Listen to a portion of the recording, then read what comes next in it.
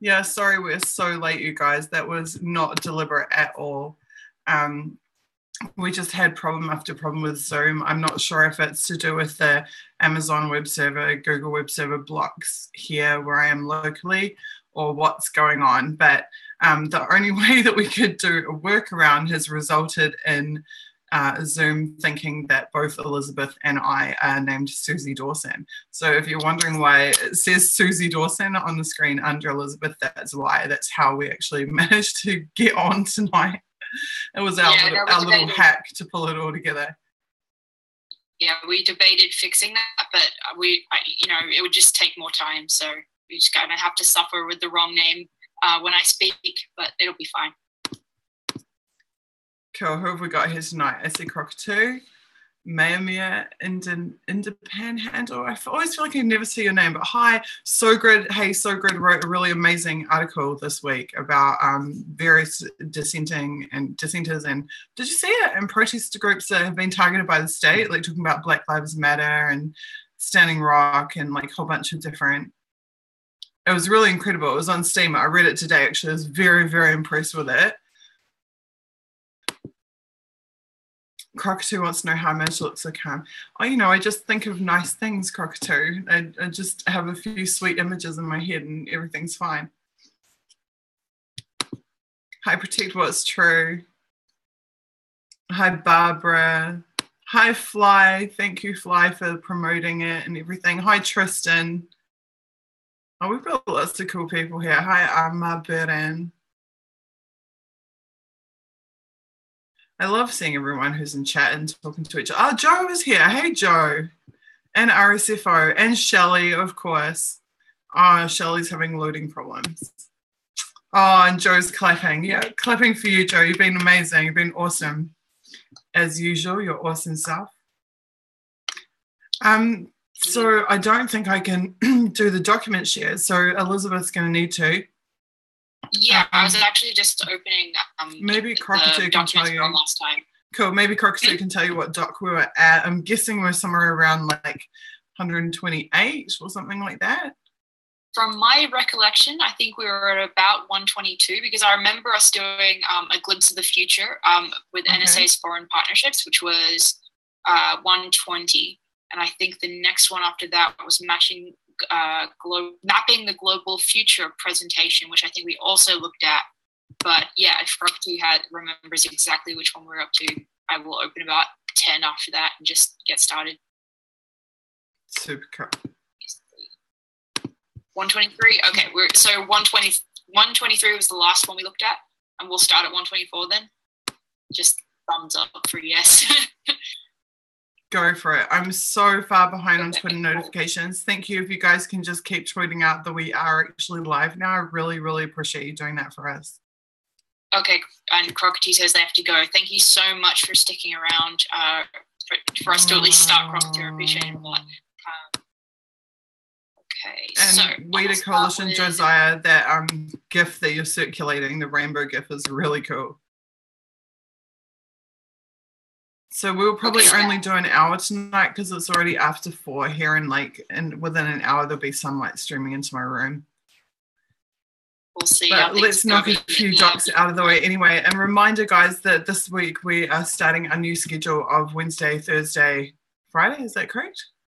Wednesday, Thursday, Friday, Decipher. 3 days a week, all in a row. Yeah. Cool.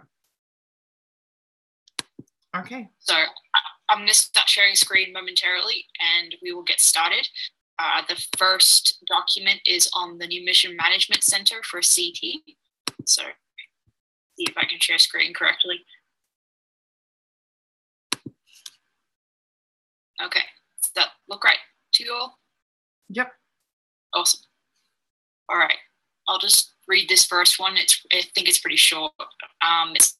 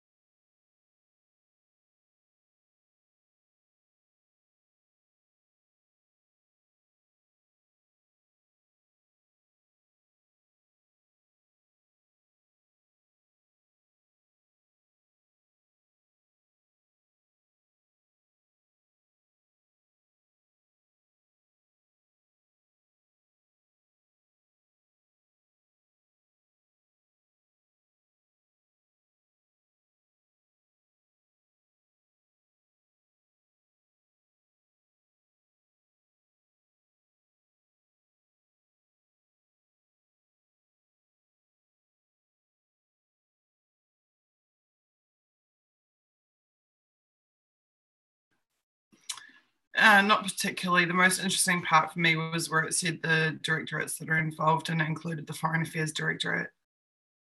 Okay, interesting. I will just start sharing screen and head over to the next document then. I'm still not as fast at this as Suzie is once. Okay, so it says the Department of Justice, the verdict on SID. And I've got to change the way that it's viewed on my screen so that I can see the text. It's from redacted at DOJ Account Manager, and it's subtitled, "The Justice Department tells the truth, the whole truth, and nothing but about how they view SID." And Suzie, do you want to read this one? Sure. Signals Intelligence Directorate. Oh, just thinking I should get a headset. Hang on a sec. Okay. Yeah, I'll throw on my headphones too.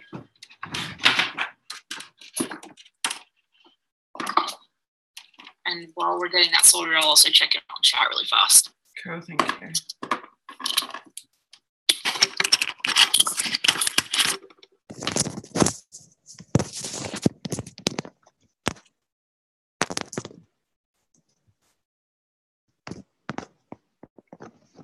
Okay, can you hear me all right? Yeah, well, I can hear you. I hope if chat can hear Suzie and me, then just let us know. Okay, Signals Intelligence Directorate. Oh, they said that sound went out. Guys, how long was sound off? That's ridiculous. I'm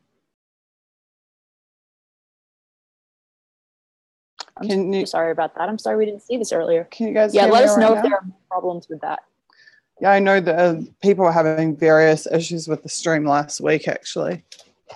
Okay. There was people unable to get it to load and other people with it, stuck on buffering and God knows what else. Wow, apparently the whole time we were reviewing that first document, I was muted. So that's interesting. Sorry about that. And yet I could hear you. Yeah, I could. It was all the same as usual for me, so that's interesting. Anyway, I guess we'll move on. But that document, the first document, didn't really have a lot that we wanted to discuss anyway. So amazing. I guess it's not a huge loss, but still odd. Okay, but everyone can hear us fine now? Yeah, it looks like it. Cool. Okay.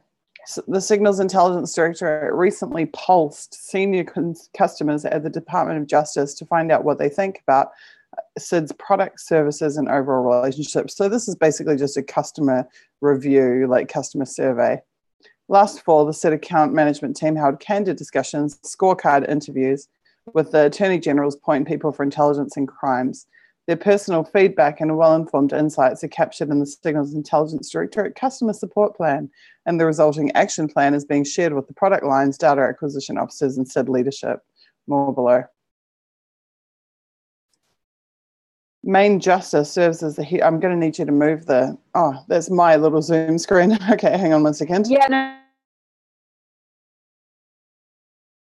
Takes me a second sometimes to move that. Main Justice serves as the headquarters element for national law enforcement components such as FBI, DEA, ATF, US Marshals, and US Attorney officers, and it provides legal policy counsel to the executive branch officers.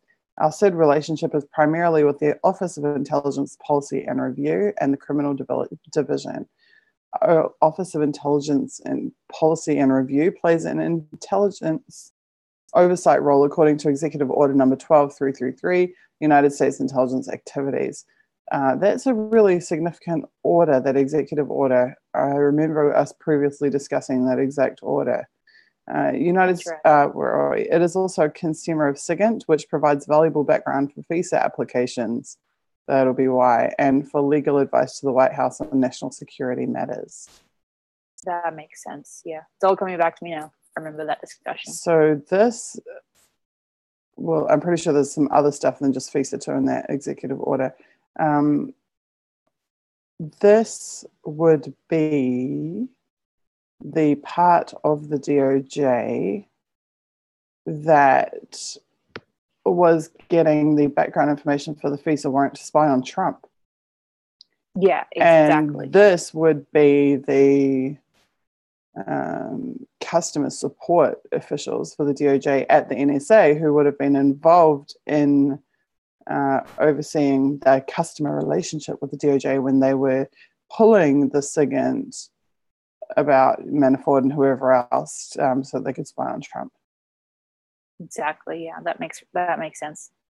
But of course, this document's from 2005, so it's like 11 years before the fact. Okay, the criminal division, on the other hand, more closely resembles a traditional SIGINT customer. It uses SIGINT as lead information to guide investigations and influence national policy on terrorism, espionage, narcotics, organized crime, and alien smuggling, other international crime activity, weapons proliferation and weapons of mass destruction, computer crime, money laundering, sanctions violations, war crimes, etc. Can you scroll up a little bit, please? I just want to recover. I want to recover some of that ground because it's saying the criminal division, on the other hand. So they're saying the Office of Intelligence Policy and Review is the FISA side, whereas the criminal division is into all the other stuff. Yeah, that's interesting. Okay. It's good. That's I think that's noteworthy just in our kind of, we've said it a million times, but the contextual understanding of how this all works. How it fits together, yep. Yeah. So you want me to scroll back down? Yes, please. All right, awesome. SID typically coordinates DOJ issues and interactions with NSA's Office of General Counsel, was it? Office of something? It's gone behind the header. I can't, could you go up just a little bit, please? Sure. There we go. Yeah, it is Office of General Counsel. Okay. Okay. All right, I'll go here and then we'll see how it goes. So the lawyers deal with the lawyers. That's how I interpret that. Definitely. That would be a good way to sum that up. I'm trying to think what other NSA customers would be coordinated through the Office of General Counsel, and I can't think of any. So it seems, I'd say that is pretty unique to the DOJ. DOJ's ruling, great job, keep improving. OIPR and the criminal division are very satisfied with current SID support, rated 4.5 out of a possible 5, and commended SID personnel on their responsiveness and exceptional, often sole source products. As these organizations respond to global realities and Attorney General requirements, and since SIGINT comprises the bulk of their intelligence information, they see the following opportunities to enhance our missions through partnership.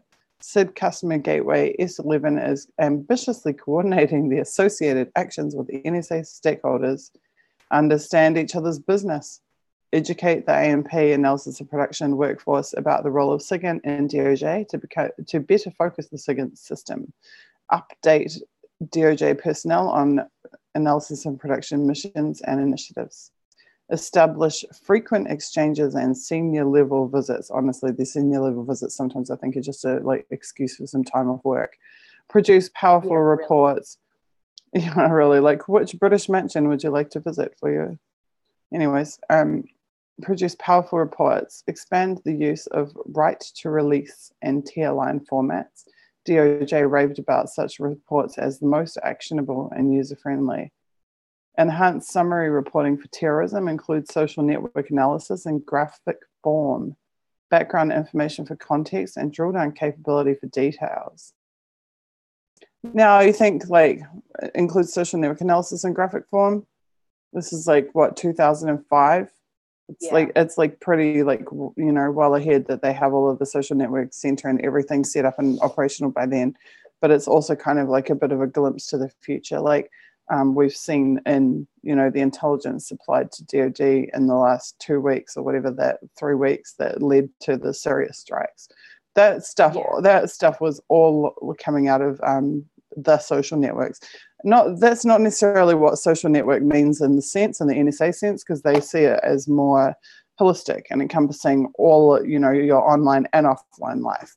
but where we see that digital communications have become the sole pieces of evidence for what can lead to missile strikes.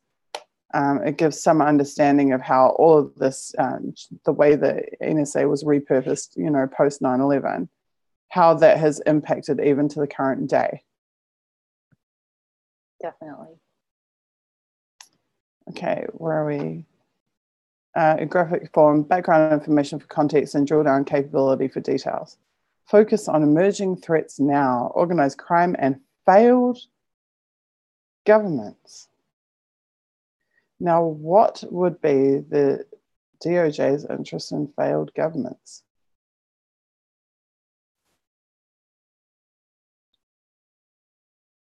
That seems like a valid question, doesn't it? Definitely. I mean, the vast majority of failed governments are governments of countries that the US has invaded and destabilized. Exactly. But why would the Department of Justice be particularly interested in failed governments? That seems like. I mean, I was just about to say they could argue. CIA. Well, I was about to say they could argue proliferation, and sure enough, that's what they've got next. So WMD proliferation, alien smuggling, narcotics, illicit finance. I think they're far more interested in that side of it. The convergence of terrorism with other crime networks and abetted by foreign governments raises the threat to homeland security. But as we know, the Saudis are knee deep in convergence of terrorism with a foreign government, and the empire is not doing anything about that whatsoever. Very true. And I believe that's the end of the document. Right. Yeah, I found that to be pretty fascinating, actually. Okay. I'll throw the link on the Etherpad and I guess get the next one. I think there's a lot of stuff in there that they talk about DOJ doing that. If you ask people, what does the Department of Justice do? I don't think they would list those things. Definitely, that makes sense. Just grabbing that link. One second. I'm gonna throw it in chat. If Fly, if you're around, can you just throw this link into the Etherpad for us? Thank you. And I will get us back onto screen sharing. So the next one is titled, Do You Know Your Property Officer? So we've read this. That's a repost. That was the one where they're like, oh, have you lost a pen, or how many laptops have we actually somewhere in that document there was they alluded to like millions of dollars of missing stuff, didn't they? I remember writing up the notes about it already. Yeah, no, we'll skip that. And the next we have is Checkmates, and it's from the Central European Office, and let's see, so Central and Eastern European Office. The subtitle is NSA Explores Cooperation with Czech SIGinters. So I guess I'll go through and read this one, and then we'll just switch off. And it looks like most of this is labeled secret or classified secret. And it says NSA's first formal delegation to meet with leaders of the Czech Republic's External Intelligence Service returned from Prague in early February with a wealth of information about UZSI's organization and SIGINT operations. This information has been shared throughout SID and will be the basis on which NSA does or does not pursue a third-party relationship with the Czech Republic. Although UZSI has a relatively small SIGINT organization, their SIGINT professionals display overall levels of sophistication, knowledge, practical experience, ingenuity, and enthusiasm that allow them to overcome many financial and equipment shortfalls. And they are relatively advanced in Formsat collection and processing, although they need equipment upgrades in the high frequency arena, and they have very good analytic effort against Ukrainian high frequency networks. Furthermore, UZSI is particularly interested in developing exchanges with NSA on many technical issues and has not requested financial support from NSA. It was clear that UZSI's General Director instructed his subordinate leaders to fully brief the TDY team on the SIGINT department's capabilities and missions. As a result, UZSI's personnel essentially opened the door to their SIGINT vault. They were extremely forthright with information and physical access to their facilities, and no questions were off limits. They appeared to be perfectly candid in every response. With this exceptional degree of openness, the TDY team was able to meet all of its objectives. UZSI's senior leadership briefed them on UZSI's overall authorities, structure, missions, customer base, and requirements process, while the SIGINT department delivered very specific briefings and demonstrations. The TDY team was extremely impressed with UZSI's SIGINT capabilities and by their willingness to partner with the United States. Moreover, an ongoing exchange of technical information between UZSI and SID's counterintelligence and human support product line clearly demonstrates UZSI's ability to fully niche roles within NSA target offices. And according to counterintelligence and human support senior analysts, UZSI personnel are exceptionally good at analysis of material associated with Russian CI targets. Presumably, this expertise carries over to other targets. For that reason, and based on their personal observations, the TDY team believes that expansion in the exchange of CI information would enhance NSA's ability to answer high priority customer requirements, and the team further believes that 8 additional product lines and data acquisition organizations could also benefit from cooperation with checks. Well thought out preparation and a high degree of cooperation among NSA offices, CIA, and the European Technical Center all but guaranteed the TDY team would return with the data needed by the NSA leaders. Technical Center all but guaranteed, oh, sorry, I'm rereading the same line. So it's the CIA, etc., ETC, analysis and production, data acquisition, and both the SID operations group and technical services group in FAD were represented within the 6-person TDY team, which also included experts in collection, signals analysis, IT systems, linguistics, and organizational leadership. In addition to the excellent operational briefings presented by UZSI, the members enjoyed exceptional Czech cuisine and beverages while visiting one of the most beautiful countries in Europe. So, what do you think of all that, Suzie? Well, it's just one more chapter entry in Lonely Planet Guide for Spies, isn't it? Yeah, definitely. And also, it actually reminds me of the news we heard today, the kind of relationship building and budding now between Ecuador, the US military apparatus, and one has to wonder what type of stuff along this line are going on behind the scenes there as well. Yeah, and how horrible to think that Ecuador will just might end up just being yet another party to the global network, the extended enterprise. And you got to wonder, you have to wonder really, you have to wonder what price, what price. Definitely, absolutely. I guess, let me see what the next one is. So we've done checkmates. Is very short. It's called Rad Expo 2005. Let me share screen so you can take a look at it. Okay, yeah, so you should be able to see it. I'm going to check chat very fast to see if we have had any more audio issues. Looks good from here. I think we're okay. Awesome.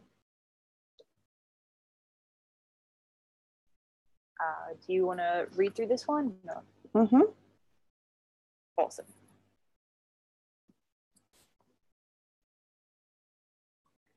Virtual skiffs, that is interesting. Okay, Rad Expo 2005 from the Public and Media Liaison Division.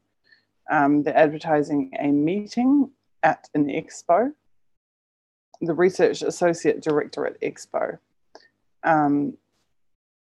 The Research Directorate, so this is very much their toys, their bells and whistles for the future. So they say virtual secure compartmentalized information facilities, virtual skiffs, virtual 3D image recognition, identifying very uncommon languages at the click of a mouse. These are not just happening in the world of science fiction anymore. Step into the future and visit the Rad Expo 05. Plan to attend the 2nd annual Rad Expo and see firsthand demonstrations of the cutting-edge technologies that Rad has developed in support of its customers in IAD, SID, and across the intelligence community.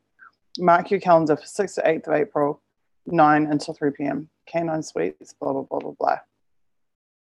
Okay. A comprehensive list of exhibits is available. God, it would be great to be able to see that at the website. Definitely. So do you have any that would be thoughts fantastic. about that particular? Well, that does sound particularly advanced for 2005. Extremely advanced. I mean, what was the state of internet security in 2005? It was pretty pitiful. So yeah, that does sound extremely advanced, and it just reminds me of the previous documents where we discovered in 1993 they had comprehensive multimedia portals with like multi sign-ons, so people in different continents like sharing multimedia. You know, at a time when the rest of us thought like we were really advanced if we had like IRC access and could like backlight our text and attach a picture. Definitely. In a P2P file transfer, we thought that was like cutting edge and shit hot. I thought it was a fantastic thing to have a mobile phone in 2005 that just sent little black and white text messages, and that was it. So pretty slow on the uptake on that front. It looks like we're somewhere between, I'd say 15 years. We're about 15 years behind the curve. Yeah. In terms of full public saturation of technology versus accessibility of that technology to these guys.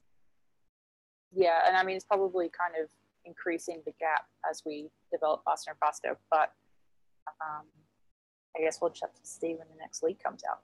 But so the next document that we're going to look at, I'll just share screen again, is titled New CT Intelligent Exchange with Asia Pacific Partners. It's from Charlie Mills again. It's another short one, so I'll just read this to you all. It's subtitled US and 7 other nations are now sharing regional counterterrorism reporting. And it says in 2004, the director proposed that the NSA take the lead in establishing a collaborative effort to fight terrorism in the Asia Pacific region. The pieces started falling back into place in January 2005, when Australia, Canada, Korea, New Zealand, Singapore, Thailand, and the UK announced their willingness to share intelligence on terrorist targets in the Asia Pacific region. This inaugural meeting of this group, named Seniors Pacific, will not take place until mid-April. However, as the director stated when he addressed the group, in these dangerous times, I don't believe we can afford to move slowly. In response to that urgency, the intelligence exchange began on the 21st of March, with the US forwarding sanitized reports to the 7 other SS PAC members. While the bulk of the US's relevant reporting will likely come from the counterterrorism product lines here at NSA and KRSOC, the global nature of the target and its association with other targets of interest suggests that there will be occasions when relevant reports are generated from other product lines, such as S2A, regional targets, S2B, China and Korea, S2C, international security issues, and S2E, MENA, and that's MENA, which is an acronym. The CT shop S2 has developed guidelines and provided instructions to the Partnership Dissemination Cell on how to select from its products for release to the SS PAC members. CT has named 12 terrorist groups as candidates for inclusion in its exchange and spelled out the restrictions designed to meet both the classification limit, CAT2, and the distribution requirements of this collaboration. These guidelines have allowed the PDC to select appropriate reporting for dissemination to the SS PAC membership. And the final unclassified paragraph says, I call upon other SID product lines that might have material relevant to this exchange to develop their own guidelines for sharing. By doing so, we can bring to the Asia Pacific region, in the director's words, the same or even greater cooperative watchfulness that the European region now has. So I'll stop sharing. And what did you pick up anything there that you want to touch on? Yeah, I found that incredibly significant, because what that shows me is that the whole terrorism narrative is how they get a foot in the door. Because if you look at, them saying, oh, well, the willingness of these countries to cooperate on terrorism has led to the creation of the Seniors Pacific Group, blah, blah, blah, has led to, which they haven't put in here, but we know it has led to, Obama's entire pivot to Asia, and where the US military is now pouring billions, trillions of dollars into the Asia Pacific region, and they're looking for enemies and they're looking for fights. That's what it comes down to. It's what it's all about. But the pretext that got them in the door was terrorism. So for me, that document was a very clear illustration of how something as simple as saying, yes, we'll intelligence share with you just on terrorism, quickly turns into the US is in your backyard with a whole bunch of warships, trillions of dollars, and plans to stay for the next few decades. Interesting. Yeah, I'll throw that in chat, and Fly, if you could be right back. Throw this in.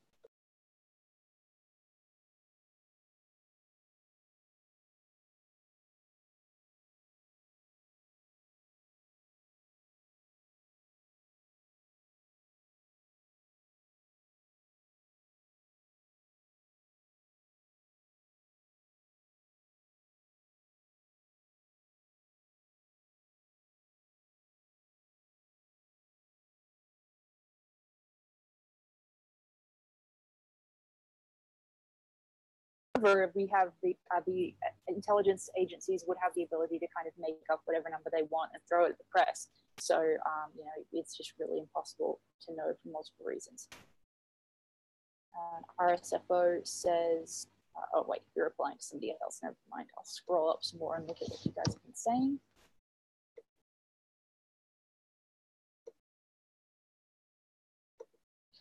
Johanna, sorry if I'm mispronouncing your name, but Johanna says, as JA said, re-surveillance, we are screwed, or something like that. I think that's a really good sum up.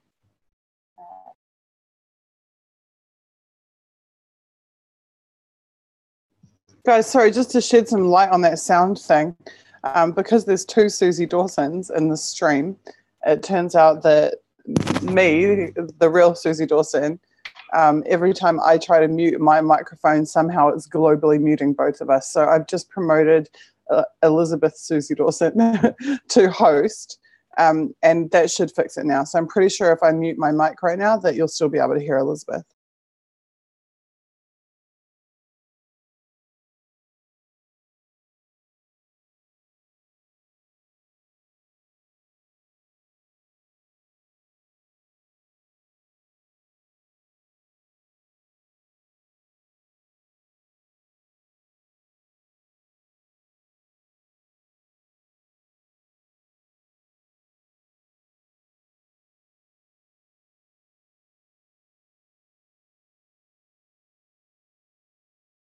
Still a problem. Wow.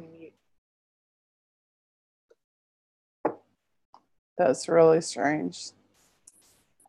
It's something to do with us both being logged in as me. It must be, because usually we can do that fine and that doesn't happen. Yeah, no, literally. So we figured out though that what is happening there is that when Suzie mutes herself, then she's muting me as well, because it thinks we're both muted because we're both technically on Suzie's account. So that's what that is.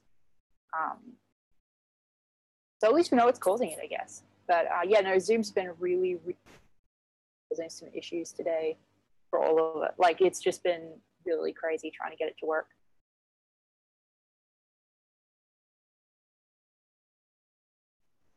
Okay. Let's just, like, if we could do one more doc, it'd be great. It's actually all, I'm so sorry to cut this stream short, but it's already sunlight here. Like, there's already sun pouring in the window. And it'd be kind of cool for me if I could, like, stop soon. So I'm so sorry, guys. We actually spent like over an hour just wrestling with Zoom to get the stream working. So we're just a little bit cursed tonight. Though having said that, it was a miracle we actually hacked a way around it and managed to get on it all. Yeah, that's true. No, I thought that what Suzie was going to have to do is just start a stream solo, but then we realized it was something that was also affecting, like, it was literally affecting her account, so she couldn't really do that anyway. So shame all round. Zoom technical issues. But so Suzie, do you want to end now, or do you want to well, do you guys want to just like want a Q&A and just ask us some questions and we'll just chat to you for like 20 minutes, or do you want to do one more document? I'm keen to do whatever you guys prefer. I'm fine with either. The next, just for the record, the next document is top secret all the way through, and it's titled NSA Benefits from Taiwan's Reporting Expertise. I don't know if that's something that, it looks like it's a one-page short document. Okay, guys, do you want to hear about Taiwan and the NSA, or do you want to ask some questions and shoot the shit with us for 20 minutes? Why don't we ask everyone, guys, throw us all of your questions, any questions or comments that you have while we read through this one, because it's like literally, it's like 3 paragraphs. It's really short, but it looks kind of interesting. So okay, Suzie, good thinking. I'll screen and let you. Good thinking. Let you go ahead with this one. see what chat has to say after that. Can you see that? Oh, you want me to read through it? Yeah. Okay, I'll try. You should read. Okay.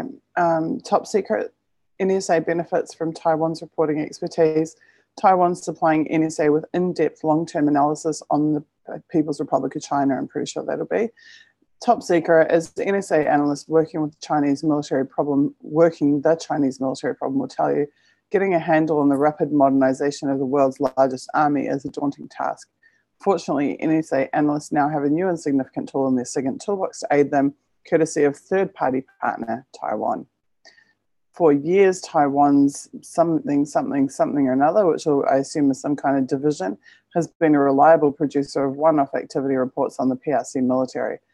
In the wake of the November Joint Analytic Conference at KRSOC, and which is the Hawaii SIGINT Center, and a December 2004 visit to NSA by someone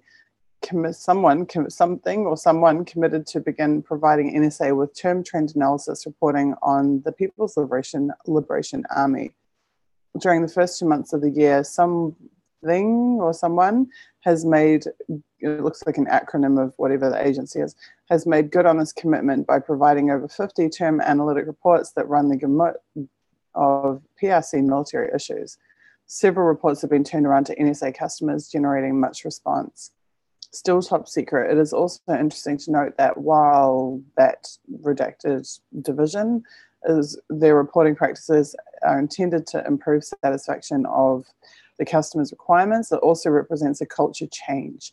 The analytic reports do not contain signals-related information and thus give greater protection to sources and methods while providing customers with the full benefit of their impressive analytic expertise. Furthermore, because of her efforts, so this is a specific person, of recent years to familiarize Taiwan SIGINT reporters with NSA's reporting philosophy, SID's something shares credit for this unfolding success. Interesting. You want me to stop the share? That kind of, it kind of gives new, yeah, sure, go for it. Just thinking that brings new significance to the whole South China Sea stuff. If Taiwan is not just adversarial to China, but is in fact an active SIGINT partner of the United States. Yeah, no, I think that just that fact alone, I think, is very noteworthy. I mean, is that, correct me if I'm wrong, but is that not something that is pretty much reported at this point? Well, you always hear about South China Sea, like that they're putting new military installations in, et cetera, et cetera, et cetera. But what you don't ever hear them talk about is that China could be creating, it could be about counterintelligence. It could be about them creating a bulwark to prevent or to mitigate Taiwan spying on the behalf of the United States in China.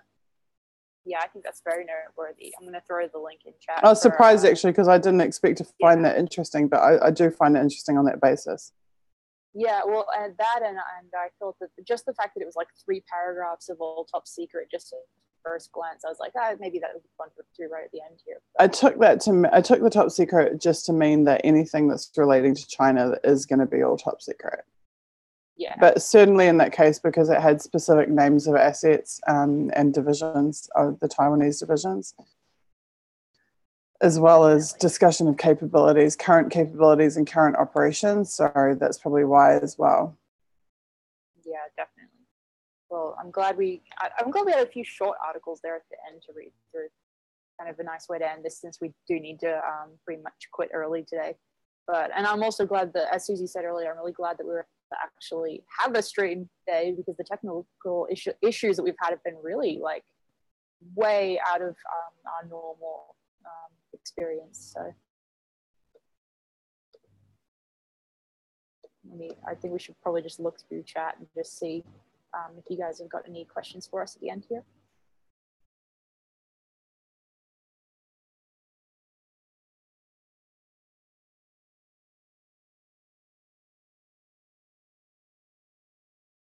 Just scrolling through what you guys have said.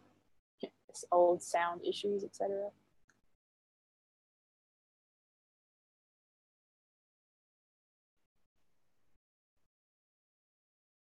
Well, it doesn't look like we've really got many questions in here to answer, so I guess that's pretty much it for right now. Thank you, everybody, again, as Suzie always says, for sharing all of the links to chat and tweeting, and it's been really helpful as usual, as always. You guys are awesome. There's one question here that I'd like to answer. Every single week we get, what do you think of QAnon? QAnon is not the question I like to answer. Jeremy Reeves, I find this quite interesting.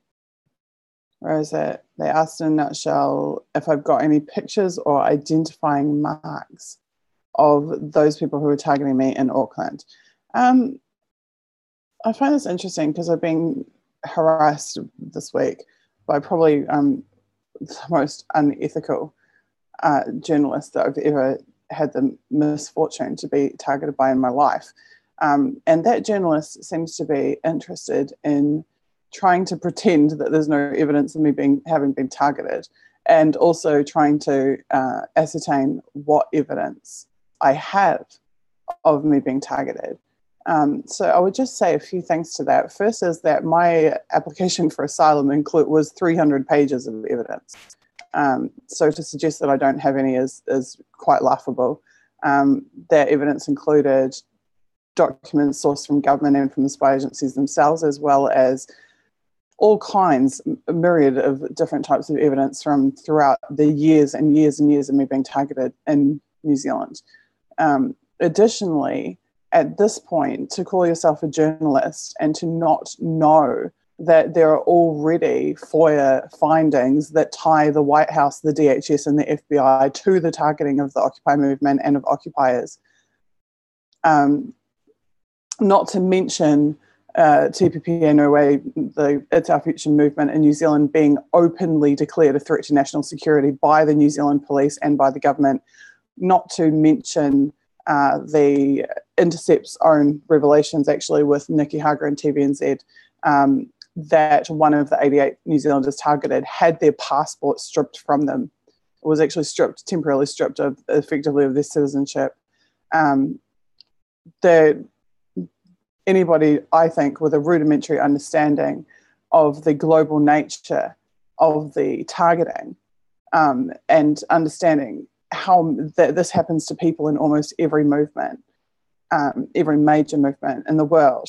And it's not just like Joe Bloggs down the road is targeting people. It's the entire, what the NSA calls the extended enterprise, is involved in various facets of it, from the local police and the community policing groups to the public safety boards and the local councils, to the private investigators, to the New Zealand, in my case, the New Zealand SIS, who were directly involved, to the GCHQ, who were spying at the electronic level and who are then interfacing with the Five Eyes.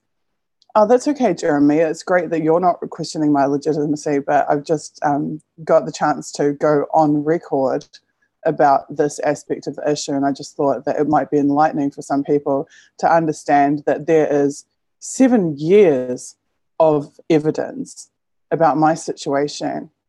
Well, if you've read Hager's book, I assume you mean Dirty Politics, because Hager has 30 years of books that he's written. But if you mean Dirty Politics, then you'll notice that in Dirty Politics, Hager says dozens of journalists were targeted in New Zealand by the national government, that they were targeted, their families were targeted, their children were targeted through Child Protective Services, their jobs, they were targeted in the workplace, their careers were targeted, every aspect of their life was targeted. Dozens of journalists is the words that he uses, and he chose not to name those journalists because they were the victims, and he did not want to trawl through all of their personal circumstances and the circumstances of their targeting. And so in Dirty Politics, he talks about the fact that, yes, they were targeting me as the evidence of that, but he doesn't name who those journalists were. Now, we know of Andrea Vance being targeted by the security, that's a New Zealand, famous New Zealand journalist who was targeted by the security services. There's the evidence of what has been done is mountainous, absolutely mountainous. So when somebody approaches me and tries to tell me, where is the evidence of what's happened to you? Give me the evidence. Especially someone who claims to have actually watched my documentary and then is asking me for photos, when my documentary contains photos of my burnt out engine, contains photos of my ripped open mail, contains photos of mechanics pulling nails and objects out of my car tires, then I find it difficult to take those people seriously as being journalists, because if they had put the legwork in, if they had put the effort in, if they had even a rudimentary understanding of the global nature, the insidious global nature of this targeting, then they wouldn't be sending me 30 messages on Twitter trying to harass me into doing their research for them and trying to harass me into doing their work for them. So that's all I had to say about that, is that just my initial asylum claim was 300 pages, and there's been a whole bunch of revelations actually since then. So it's beyond even a book, the amount of evidence. And simply saying it's Joe Blogs down the road that's just not factual. Every single level of government, from the office of the Prime Minister directly, all of the way down to the local community groups and the NSA in Hawaii, targeting in 2012 88 New Zealand citizens at the behest of the GCSB. That's the level that we're talking about here. And that is why I end up having to leave the country, because it's when you're targeted at that level that no amount of writing letters or complaining or filing complaints is going to stop them doing what they're doing to you. So it's just the reality of the situation. Definitely. Okay, someone's asking about shadow banning and soft censorship on Twitter. Well, Arachnophil, I would point out in response to that actually those Trump supporters, Diamond and Silk, who testified before Congress yesterday, they submitted graphs as evidence of shadow banning on their Facebook, and Facebook even eventually had to admit to them that they were doing it. And you can literally see that when the shadow ban was lifted, their traffic goes up through the roof, and then when the shadow ban was reapplied, it goes down to the floor again. So yes, shadow banning exists. Facebook have effectively admitted that they are doing it to people, and it's now on congressional record as of yesterday that has occurred. And I think it was Congressman Issa, ISSA, who was saying that shadow banning is a total attack on freedom of expression, freedom of speech, and First Amendment, and that Congress needed to act to do something about it.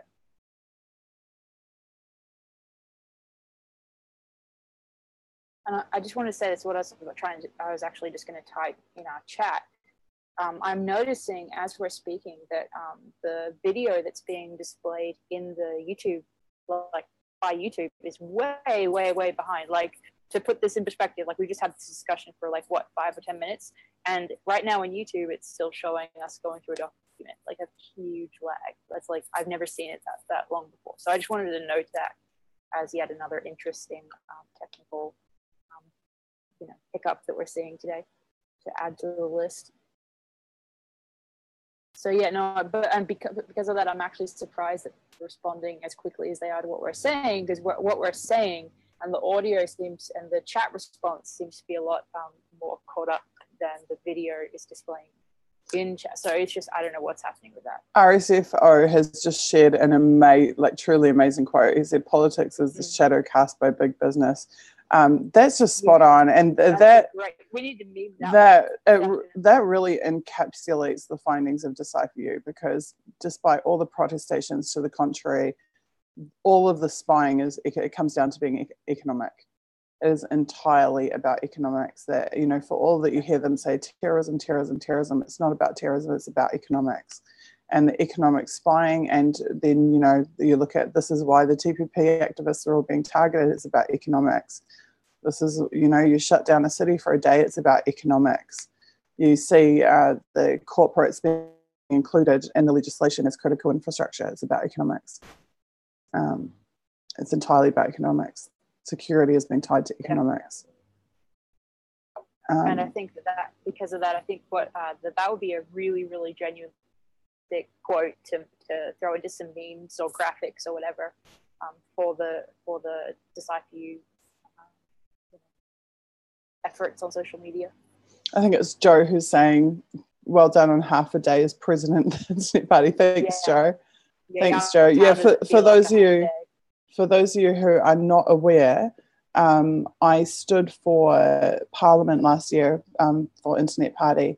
but the electoral rules under the electoral law mean that you have to have been in the country within the last 3 years in order to, which I had during last election. It was less than 3 years that I'd been out of the country, so I was eligible to stand.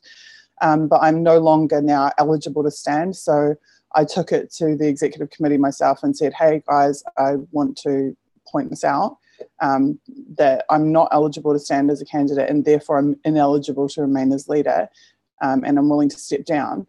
However, I love the organisation and everybody in it. We're a very awesome, close-knit group of people.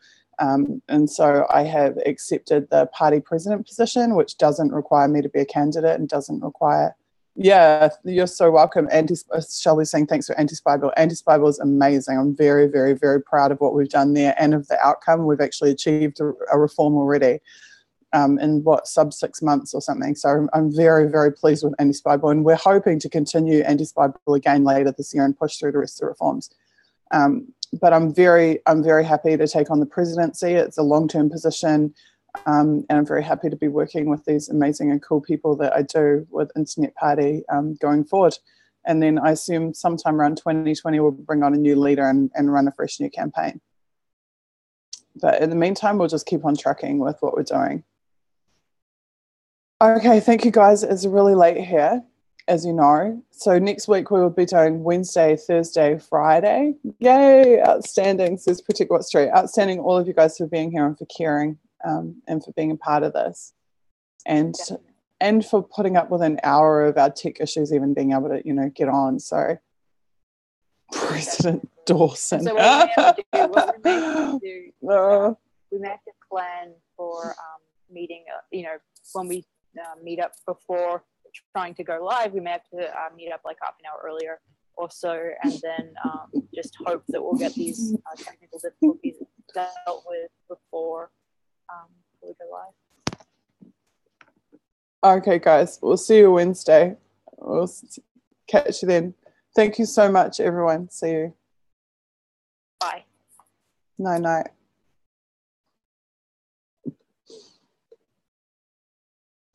I passed host, so you have to take us offline, Elizabeth. Sorry, guys. It's all right. It's a learning opportunity for you. So you just click on the 3 buttons on the far right and stop stream. Bye. Night. Bye.